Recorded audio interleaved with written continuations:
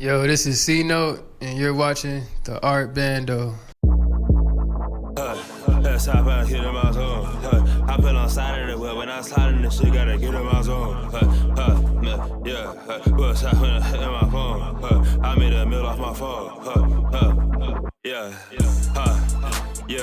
so tired of. Hey, what's good, bro? This is Kai. We're here with Cnote, my nigga. Pulled up to the bridge and let's talk some shit. You did. Appreciate y'all having me, man. It's an honor to be here.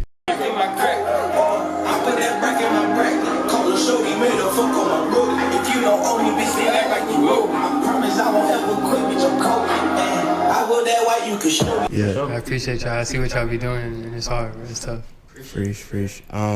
Like, first off, can we, for everyone who's not, like, in tune with the Charlotte scene and shit, can you let them know what the bridge is? The bridge is really just kind of like a creative hub for the underground.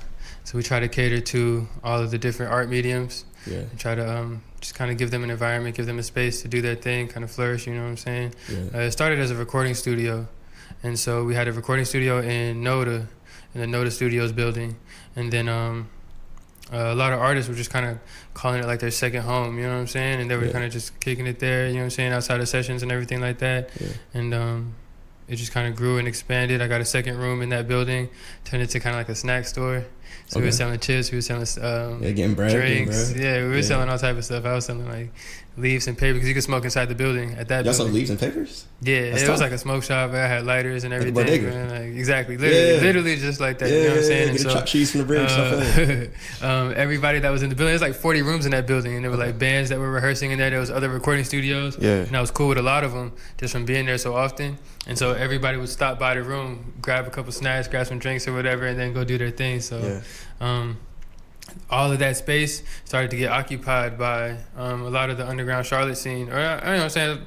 As far as like in my community, the underground Charlotte scene is big. It's huge. You know what I'm it's saying? Huge. But like in my network, they were all kind of kicking it there just all through the day and everything. And I realized we kind of needed some more space. Yeah. And we had an idea to start throwing shows and everything. And we're kind of having some trouble locking in venues. And so we just kind of like wanted to get our own. Yeah. You know Fuck it, I'm gonna be it. Fuck it. Exactly. Yeah. Bro, So like you talk about the Charlotte underground scene a lot. So what got you into that, and what got you started in looking at music as like an area of interest of yours? So growing up, I was just kind of always into hip hop. Yeah. Like who were some of your influences?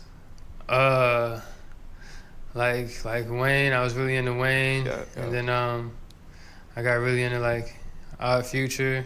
Yeah. And then so that was a big thing, was that I was into more than the music when it came to Odd Future. Like I really did. Like I felt with like the whole lifestyle and everything that they had. God damn it. But yeah, so you know what I'm saying? So I was like watching their vlogs, watching their freestyle videos and everything like that. Yeah. And I just kind of always wanted that type of friend group. And that's real.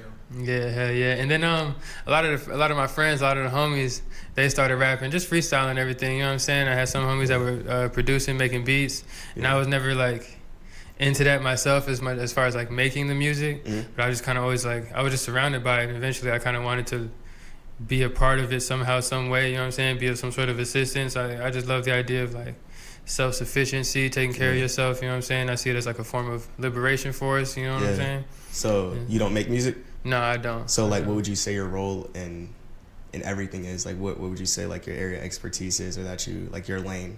I mean, I engineer, I record music, and then I guess I kind of think of myself as a facilitator. You know what I'm saying? Somebody that can kind of like make stuff happen. A lot of people were saying that the Bridge was basically a label because I was doing things like buying features for some of the homies and everything like that, and like I would even like put in on beats for some of the homies. You know what I'm saying? And but it was just some things that I just wanted to see happen myself. I used to watch a whole lot of radio freestyles growing up, and I was really, really into that, and I kind of wanted to like emulate that. So I started a series called the Bridge Sessions, which is basically like in studio music videos.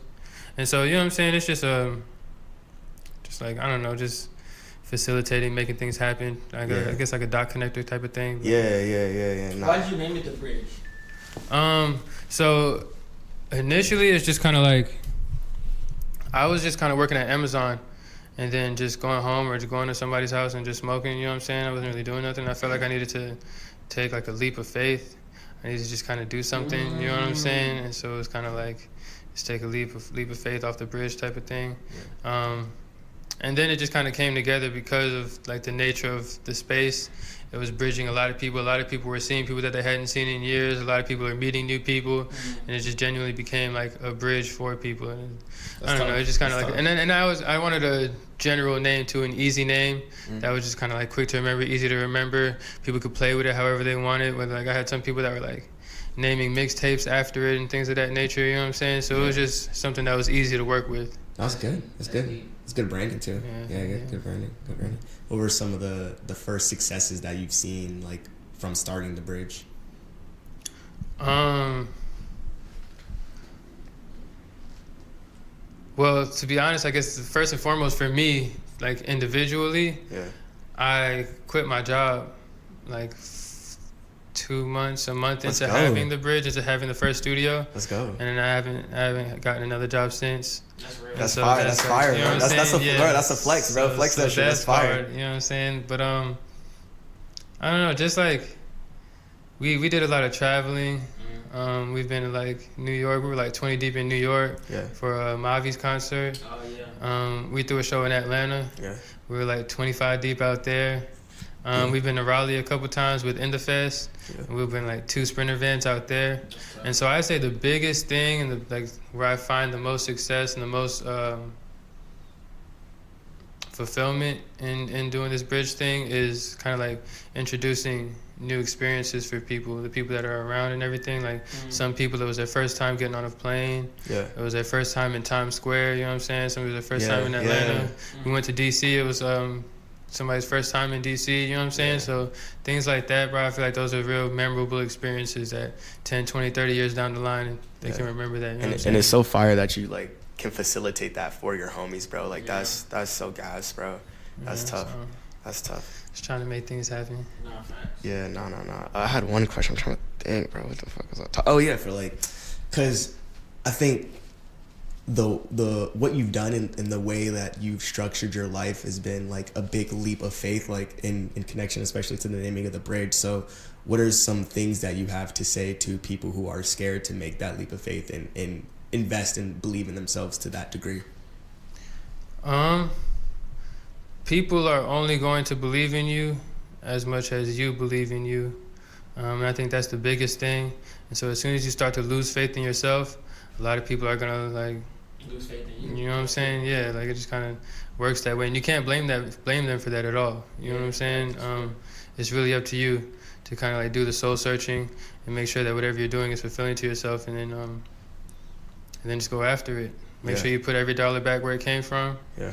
You know what I'm saying? You better be reinvesting. You can't open up a studio, make $100 in the studio, and then go spend $100 in the mall. You know what I'm saying? Like you make $100, you go spend $100 in the studio. You know what I'm saying? To upgrade the experience and the equivalent of that. Yeah. And so that's the biggest thing. And yeah, bro, just trust your intuition, trust your gut. You know what I'm saying? Like there's not much more to it, man. And put every dollar back where it came from. For sure. Where do you see the bridge going? Like, what's your end goal? What's your like? Where do you want to be at?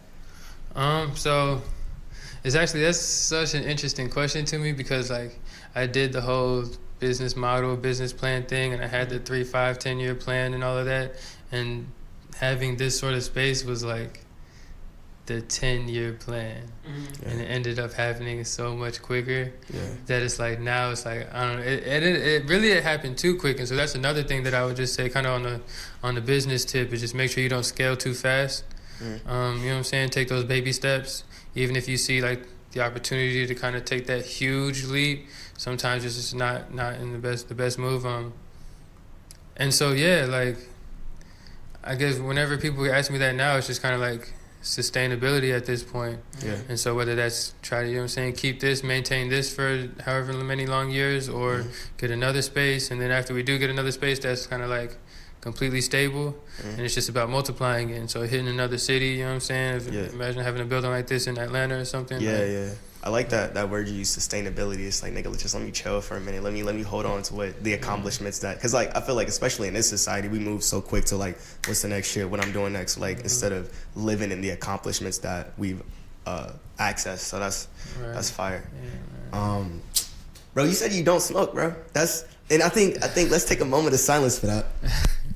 Cause like especially in Charlotte, in a scene full of like drugs, really, let's be clear about it, like in a scene full of drugs and drug like glorification, that's such an interesting stance to take, I feel like. So like first off, how long have you been sober for? If you want to answer on camera. Yeah, no, that's cool. I mean, I've been sober, I guess, like fully sober, never took a puff of anything. Yeah. It's been like a month now. Yeah, good. But it was at the top of September when I like slowed down. That's tough. It was actually a bet that I did with C23 was another one of the people that was in the bet, and I know y'all got an interview with him as well. But it was him, and then it was kind of our videographer, and he's like a social media manager. His name's Adu. Okay, yeah, I know Adu. Okay, word, hell yeah. So the three of us, we actually put a bet up with each other that the first person to smoke had to pay the other two $100. Oh yeah, I ain't giving. And so that was like, whenever people ask me how I did it, that's kind of what I go to is just kind of putting money up. Yeah. And I mean, because of course we're not spending 24 hours a day with each other, so you could smoke something, but you know what I'm saying? It's more so just about like having the honesty within yourself. Yeah.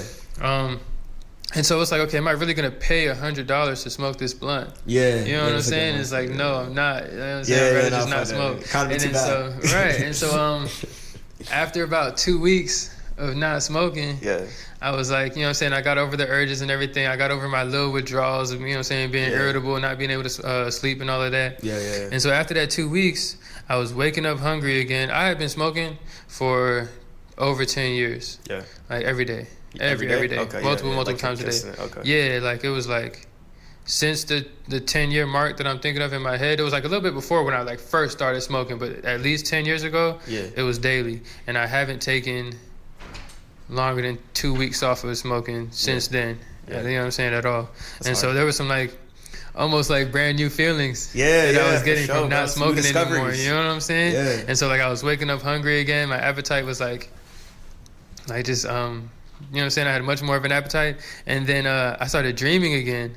That's good. And that was one thing, that I wasn't really doing because I was going to sleep so high every night. And I, you know what I'm saying? You can like look it up and they'll say if you go to sleep too high, you'll kind of like, you won't be able to remember your dreams. Yeah. And so starting to remember my dreams, it was just crazy to me. You know what I'm saying? And so then it got to the point where I was telling myself, okay, am I going to smoke this blunt or am I going to remember my dreams tonight? And it's like, okay, well, I definitely want to remember my dreams. You know what I'm saying? It's basically like a whole new outlook on life. You know what I'm saying? It's almost like a whole nother reality that you get to experience. And so that was kind of what kept me from smoking. And so. That's tough. Did you ever dissociate?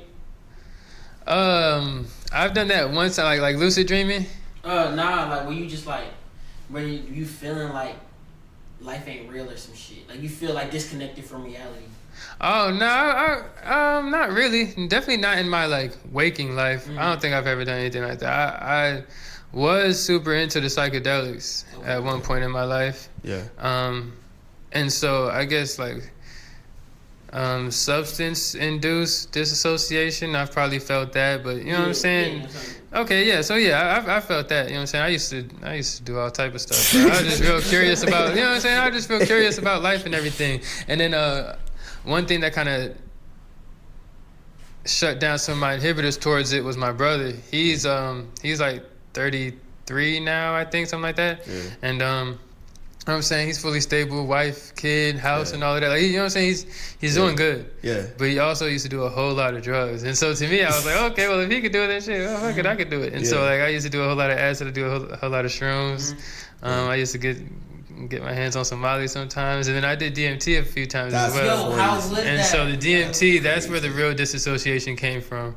And so it's just like a geometric like realm that you kind of stuck in for a little bit. It's like the lobby or the waiting room. I need to hear like a crazy DMT story because I don't know. There's like a show on Comedy Central where they have like celebrities tell their DMT stories, and I was like listening to one story where they took some DMT and they were in a whole different reality. Like a DMT trip only lasts like 10 minutes or some shit, but they were in a whole reality where they was like. Homie like had a whole wife, kids, lived like 20 years, and then when he woke up, he was like, "Damn, how long has it been, bro?" Yeah. He's like, only 10 minutes, bro. He was like, what? Like, So that's something that, so there's like 2 stages. I think you could say there's like 2 stages of a DMT trip, which is kind of like the lobby and kind of like the pre-game point of it. And then you have the breakthrough. And so I don't know if I haven't actually broken through. And so that's where you're going to end up living whole new lifetimes and all of that stuff. I haven't really gotten there. Do you want to get there? Not anymore, but like I haven't done any sort of psychedelic in like the last like year or 2, you know what I'm saying? Like it's just not really, I don't know, I guess I don't know if I'm like getting a little older or just like, you know what I'm saying? Life is doing enough for me right now. I kind of already did my kind of like mind exploration, I guess, at this point. So when you did, let me get back one last thing on the DMT, because I want to try DMT one time before I die. I'm gonna try it like when I'm like 60 or 70. Word, yeah. But like what DMT, how many hits did you take? Because some of the hits that you take depends on like if you break through. Like there was this one guy that was like, he hit it. He was like, this shit ain't really doing nothing. So he took like 10 rips of that shit, and then he went into a whole different reality. Yeah, so that's definitely gonna depend on like how, cause I smoked it like 6 or 7 times now, and I've done it like 4 different ways. You know what I'm saying? So I've tried like the bowl, sandwiching it between some weed and everything. I did this one, I did this one kind of like smoker's engineering type thing that I saw on YouTube where you take a 2-liter bottle and you cut it in half, and then you a G? Something like that. Like a gravity bomb? Something like that. Where it's like yeah, water? it's similar. Yeah, but there's no water. Oh no. I don't know what that is. Because you're vaporizing the DMT, you're not burning it. That's like an important part of smoking it. Yeah, because if you put flame directly to it, you'll kill the active. That's a crazy drug. differentiation. Yeah, you'll kill it. So you have to vaporize it. And so basically you put like aluminum foil, and so you torch the aluminum foil first to burn off the chemicals and everything. Yeah. And then basically you just heat up the aluminum foil, and the aluminum foil vaporizes the DMT. Inside of the 2-liter bottle. You're not hitting it with a fire. And then you take the cap off the 2-liter bottle, the top half. You take the cap off, and you know what I'm saying? It produces smoke. Yeah. It's I guess it's smoke, but it's more so vapor. Yeah, that's not. Yeah, which is like there's a little difference. There's between I ain't sciences. There's a difference for sure. But anyway, so that was actually the strongest hit that I ever took. What that bitch look like? It's like I guess there's how I've seen it is like a yellow powder type of thing. Yeah, it's like a crystal, but you obviously break it down, you know what I'm saying? So it turns into a powder. It's like a crystal, Okay, that's interesting. That's it. That's fire. Yeah, man. One day I'm gonna try it. One day. That's fire. I would definitely recommend everybody when try we it turn 60, let's try it. I would definitely recommend everybody try it at least once. I actually like found some faith in it. Like literally. Good, bro. Yeah. Faith, like what you mean, like faith in like God or something? Yeah. Like I kind of got like, I really feel like I felt the spiritual presence of different things around me. And I had reached a certain point where I was like, okay, bro, we got our 10 fingers, we got our 10 toes, and we're on this earth. And that's all there is to it. You know what I'm saying? That's where I reached that point. But after that DMT experience, I was like, okay, nah, like I feel it, I seen it. Like, you know what I'm saying? There's more to it. You know what I'm saying? That's tough that you got something from that. Yeah, that's fire. Yeah. That's fire. Alright, back on the creator shit. Good, we on the drug shit. You just gave that nigga kudos on stopping drugs. Hey, nah. I feel like, I feel as long as you got your lessons out of it, for sure. There's definitely like perspective to gain from doing drugs, for sure. So what about heroin? No, I'm just No, it's crazy because I actually told myself though that on my deathbed, like you're saying 60, it's probably gonna be a little later than that. Like literally on my deathbed though, I probably would try it, bro. Like no fucking cap, bro. Like literally, like if I have nothing else to lose in life because I'm already like basically on my deathbed, they say that heroin is the most euphoric feeling you could ever feel, which is why it's so addicting. Like I thought it was DMT. Well, because your brain releases DMT when you die, So I mean, I guess both of those are like a toss-up type of thing. Yeah. I think because DMT could go either way as well. You can have a bad DMT trip for sure, and it can be terrible. You know what I'm saying? And so I think heroin is like just pure bliss. You've had bad ones? You know what I'm saying? Huh? You've had bad ones? Like DMT trips? Not DMT. Well, I've had some, but I don't let myself get that far into it. Yeah. Like I literally had one experience where I told myself I wasn't gonna do it because I wasn't in the right state of life. You know what I'm saying? Good. but I did it anyway. Oh, yeah. And then, and then as soon as I got in there, it's like, you know what I'm saying? They're always going to say that there's these entities and these beings and everything that you interact with in your DMT trip. And so I got to them, and they were basically like, what the fuck are you doing here? Yeah. Like, you know, damn well you're not supposed to be here. You know what I'm saying? If you continue, then we're going to show you why you're not supposed to be here type shit. And I was like, okay, you know what? My bad, bro. My bad, let me exit the lobby real quick. Get me from the chat. My bad. And so it's really just like a kind of a blessing to even have that sort of like control, because a lot of times you say the DMT, you're going to lose any sort of like control or anything, you know what I'm saying? There's no mindfulness left. You're just like in there. So to be able to kind of pull myself out was a blessing. You're in the quantum realm. Type shit. That's fire. Yeah, I feel like it all kind of ties together though. As far as like creation and art and everything like that, and then what some might call like mind exploration. Yeah. They kind of all tie together in a certain sense. You know what I'm saying? It's all just about finding more.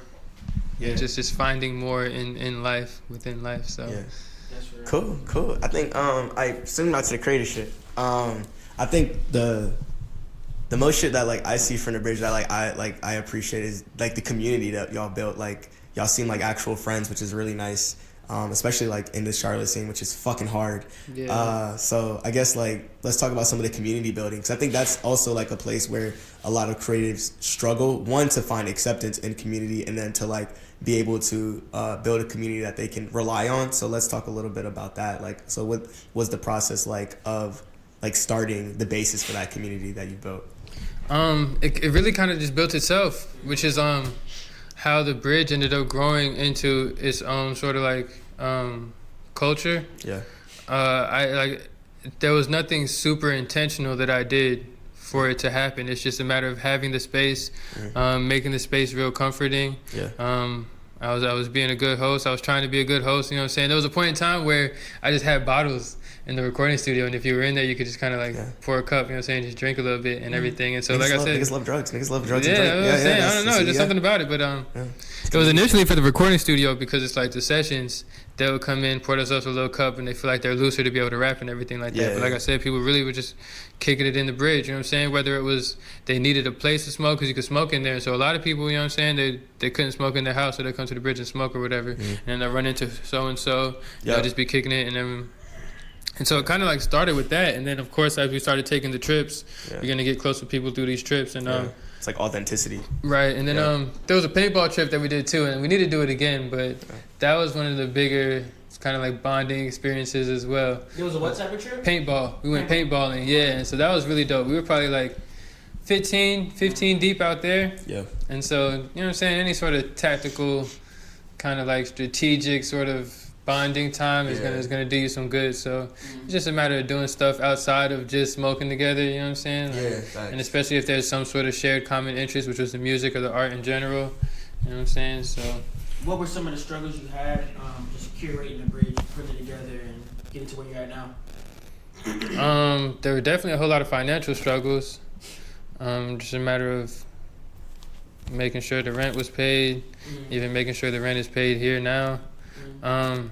There's going to be some internal conflicts between people that are like, you know what I'm saying, tied to the bridge, and you're saying he might not like him for this reason, or he might not be getting along with him for that reason, you know what I'm saying? And then a lot of times those sort of issues would kind of end up to me, and then I'm not developed in that, you know what I'm saying, to know how to do like full on conflict resolution or anything like that. Man. Yeah, you know what I'm saying. So like that shit can get deep. You know what I'm saying, especially if it involves situations that I haven't personally been in before.